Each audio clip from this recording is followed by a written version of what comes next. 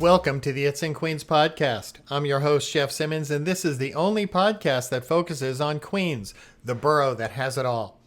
This podcast is brought to you by the Queens Economic Development Corporation and the Queens Tourism Council. Together, they work to showcase our borough as a destination with amazing experiences, cultural gems, and opportunities for everyone, whether you live here, you work here, or you're just visiting. Summer is just about here. The first official day is coming up this weekend, and in Queens, that means the borough opens up in a different way. It means longer walks through neighborhoods you've been meaning to visit. It means taking the 7 train out to Flushing for dumplings and a stroll through the malls. It means an afternoon in Astoria Park or a trip to Rockaway Beach. That's one of the best things about summer in Queens. You don't need a big plan to have a great day. You can just start with an iced coffee in Sunnyside or end with dinner in Jackson Heights, and along the way find a small business or a park, a mural, a bakery, or even a street vendor. Just a community event even that you didn't even know was there. Queens rewards curiosity, and summer gives us a little more daylight to follow that curiosity. It's also the season when our public spaces matter even more. Parks and playgrounds, basketball courts, waterfronts and plazas, and even open streets become gathering places. They are the places where kids play, where neighbors meet, and where families spend time, and where communities show off their energy. And that brings us to a terrific story out of Jackson Heights, a story about students, basketball, public space, and what can happen when young people are trusted to take an idea seriously. Recently, students from Voyages Preparatory High School helped unveil a newly renovated basketball court at Playground 90 in Jackson Heights. The court renovation grew out of a higher cause elective class where students identified a public space they wanted to improve for their school and for the community. And the students didn't just talk about it. They organized bake sales, a carnival, a basketball tournament, and raised $2,100 towards the project. And then they created a video submission for Every Court Has a Story, which is a global contest where participants pitch their vision for a court renovation. Their submission was selected from more than 50 entries, making it the first student-led submission to win and earning the students a $50,000 renovation grant. Project Backboard renovated the court in partnership with NYC Parks, and the students helped shape the design. The finished court includes colorful flowers representing the diversity of my neighborhood, Jackson Heights. And, well, I want to just find out more. I bet you do as well. So I invited on Yael Glick, a teacher at Voyages Preparatory High School who teaches the higher cause class that connected to this project. Now, she lives in Queens, and she's seen firsthand how her students took a classroom idea and turned it into something real, something people can use, enjoy, and be proud of. Yael Glick, welcome to the It's in Queens podcast. Thank you. So I'd love to start off by having you tell us about your Voyages Preparatory High School and the students that you work with. Sure. My high school is in Elmhurst, Queens, but because it's a transfer school, which means it serves students who are overaged and undercredited, who want like a second chance at their education. Many of the students come from all over Queens. And it's a wonderful opportunity for students to get a traditional diploma. Everything's the same, but it's a smaller school, smaller environment. So you really get to know them and allow for them to kind of grow to see themselves as learners. And this project came through the higher cause class. What is that class designed to teach? How does it connect classroom learning to real world community projects? Sure. So higher cause class, the students really identify like a need they have in their own community. So it kind of creates this interest around things that matter to them.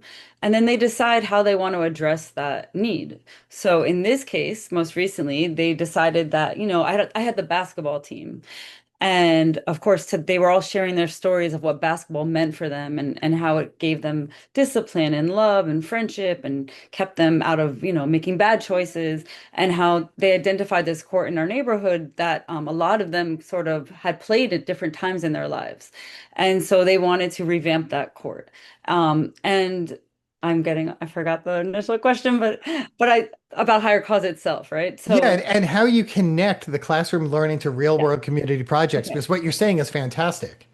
So basically, the idea in this particular class or in any class is they identify their need and then they create something amazing around it. So instead of doing like an internship where you're learning work skills by like sitting in our school, like sometimes they'll go to CVS or they'll work in an office and staple things, they're actually creating something live that's not a simulation. So they're learning all these amazing EQ kind of skills like how to adapt, how to communicate, how to collaborate, right? How to be leaders, how to do public speaking in a real life, real world setting around something that is important to them. What's so interesting too, Yael, is that, I would think, oh, okay, I can raise some money, and that's what I would do. But it was more than that. They did a lot through bake sales and a carnival and other events before they even won the larger grant. Talk a little about what you watched and how you saw them grow through this process. Well, I think what's amazing about the process is that it's an unknown, right? Which is what real life is. And I think for a lot of the students in transfer schools, they've had a lot of, obstacles in their life where they never see a win. And that kind of creates students who give up easily. But in this class, right, you can't give up. So when we were like throwing bake sale after bake sale, carnival, and so on, we even did a voter registration just because they wanted to keep doing something for the community. They even did one bake sale where they just raised money for Unlocal for immigrant rights. So through these like opportunities, they didn't know for sure we were going to be able to create a mural on this basketball court. It wasn't a given. And I think watching students learn to keep pushing for something that was an unknown was just so valuable because they were in it for the experience, not just the end result. And I think they learned so much, just working towards a goal. And their video submission, Yael, was selected for more than 50 entries, became the first student-led submission to win the coveted Every Court Has a Story contest. Talk about what that moment was like for the students when they learned that they had won this. Well, that was, first of all, it was so much fun making that video. That was the best. But yeah, it was crazy because they told us that it was going to be announced on our very last day of school. We have an award ceremony. So my co-teacher, Anthony, and I were ready to like find out, and we were just so hopeful. And if they did win, we were going to announce it like on the stage in front of the school.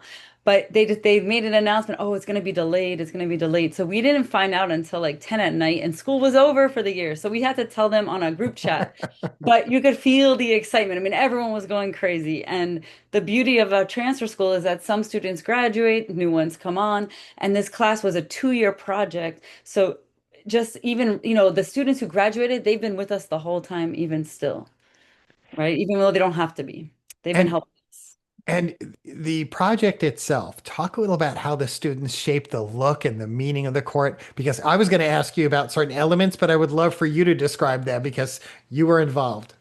Yeah, so that was an interesting process, and something new to every one of us. But we worked with two really talented artists. So one was Claude Peralta, and he had worked with students prior on a mural on our building, and Tracy Malloy, who's worked with our students with our foundations. And they came in and they just kind of allowed for students to brainstorm what Jackson Heights means to them, what Queens means to them, what basketball means to them. And we started with like words, and then we kind of looked at how do you take words and then create more abstract images out of those words. And through a series, I think we had like 4 or 5 just brainstorm sessions. The artists would come in with like designs, and the students would say, we like this, we don't like this. And it'd just be a constant like process until we came to a consensus at the end. So, What do you think the students learn from taking an idea from the classroom and bringing it to fundraising, to pitching, to seeing a real basketball court renovated in their neighborhood? I mean, I just think that I mean, there really are no, it's just such a powerful experience for them. And again, I think as transfer school students, there's a lot of stigma and there's given a lot of messages that they internalize. And so if they can have an experience that they feel and know, no one can take that from them now, right? Like for the rest of their life, they know they did this amazing project. And I think that kind of will carry them through the next time that they're not sure if something can happen, or teach them to keep going and to dream big because they were able to do it.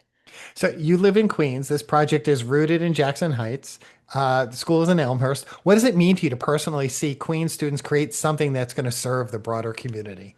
I mean, it's such a beautiful concept, and it didn't hit me until I visited there's a school there, an elementary school, And I went in to say hi to the principal. She's been so helpful. And the whole school, they were so thankful. They were like, this is so beautiful. Our kids get to see this.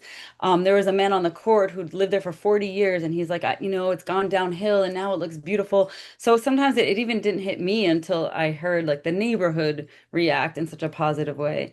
And just to have some lasting piece of art, like some of the students were like, my children one day will see this, right? So it's just a beautiful legacy to leave, especially now, just to bring community together. It feels good. And before I let you go, please let our listeners know where they should go if they want to learn more about the Mhm. school or the initiative or especially Higher Cause. Yeah, so higher cause is spelled HIRE because it teaches you, real world work skills, and that's highercause.com. Our school is voyagesprep.com as well. And also Project Backward is the organization we work with that then painted our design. I was going to wrap up, but I do want to ask you one more question Cool. because we're talking a lot about the students, but personally for you, what did this mean? What does this mean to you to see these students take this idea and move it forward and to really benefit the community and to hear the reaction from the people that you just talked about where they said how inspiring this is?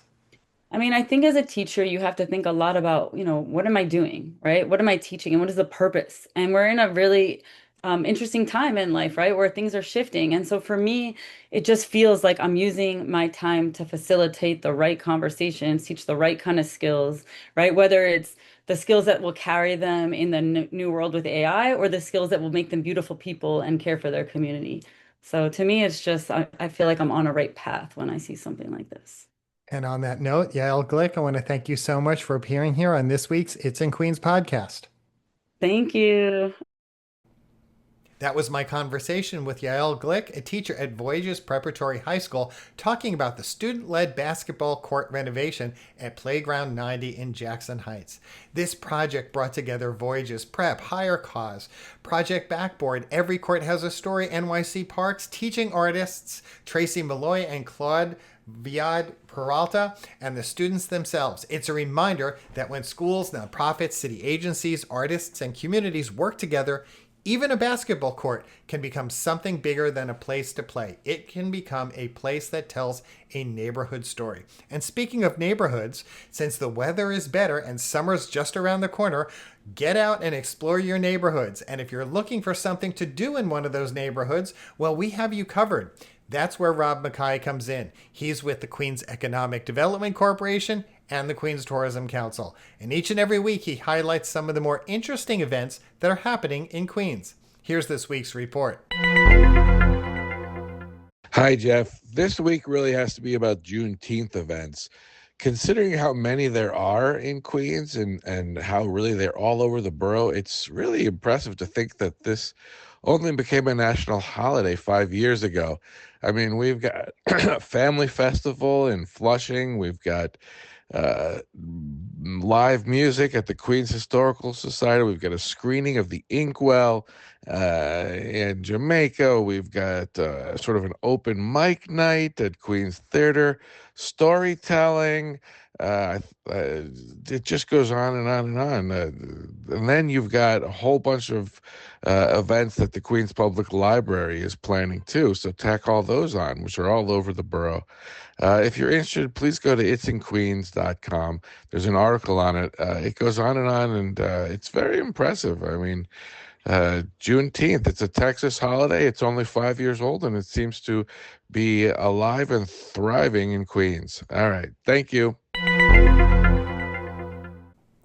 Thanks, Rob. That's just a taste of what's happening in our borough. And as always, that list keeps growing. The easiest place to keep up with everything that's happening in the borough is at the It's in Queens website. And that website address, it's so easy to remember, is itsinqueens.com.